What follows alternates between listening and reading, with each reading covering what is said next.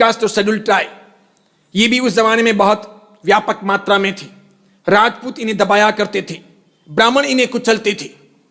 ये जो दलित थे, अनुसूचित जाति और अनुसूचित जनजाति के जो लोग थे, ये सब गांवों के बाहर रहते थे। इन्हें गांवों में आने का सामान्य अधिकार नहीं था। इनको किसी प्रकार के हक नहीं मिलते थे। इनको ऐसे वैसे काम करने के लिए सौंपा जाता था। ये किसी को छू नहीं सकते थे। तो ये पूरी की पूरी दबी हुई जातियां थी, दलित थे। इनका कोई हक नहीं था, तो इनके पास में कुछ वजन नहीं था, इनकी कोई सत्ता नहीं थी, इनका कोई बोलबाला नहीं था। बस इनको पेट भरने के लिए रोटियां मिलती थी, पूरे दिन मजदूरी करनी पड़ती थी। अनाज काटना हो, खेत बोना हो, गंदगी की सफाई करनी हो, मुर्दों को उठाना हो, पशुओं के चमड़े उधेड़ने हो, अन्य कुछ तोड़फोड़ करनी हो, कुएं वगैरह खोदने हो, बावड़ियां बनानी हो, बस ये सब जो भी काम होते थे मजदूरी के, वो काम वो लोग किया करते थे। यही उनके काम थे।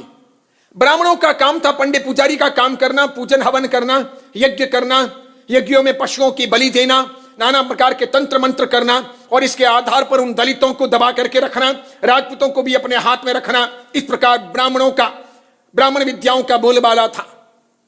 इन सबके बीच में वैश्य बहुत कम थे, लेकिन वो जैन नहीं थे। वैश्य बहुत कम थे, जो व्यापार वाणिज्य करते थे वो बहुत कम थे, लेकिन वो जैन नहीं थे। यानी पश्चिम भारत में कोई जैन नहीं था। महाराज साहब अर्बुदगिरी पधारे, आबू पर्वत पर पधारे। आज की अर्बुदा माता, अर्बुदगिरी की अधिष्ठात्री, आज की अर्बुदा मात्रा, आज की अर्बुदा माता यानी अर्बुदगिरी की अधिष्ठात्री, असल में वो चक्रेश्वरी माता है।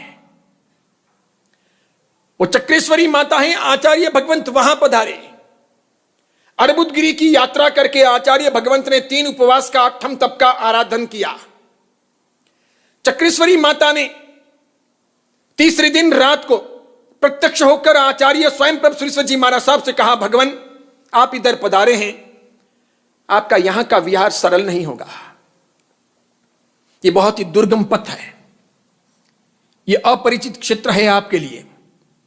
यहां की जनता शुष्क है धर्म से, यहां धर्म की भावना नहीं है, यहां टोने टोटके होते हैं, यहां भूत प्रेत में बहुत विश्वास किया जाता है, यहां रेतीला कंटक प्रदेश है, यहां पत्थर भी पत्थर है, यहां के लोग भी इस प्रकार की बुद्धि और ऐसी क्षमता वाले हैं।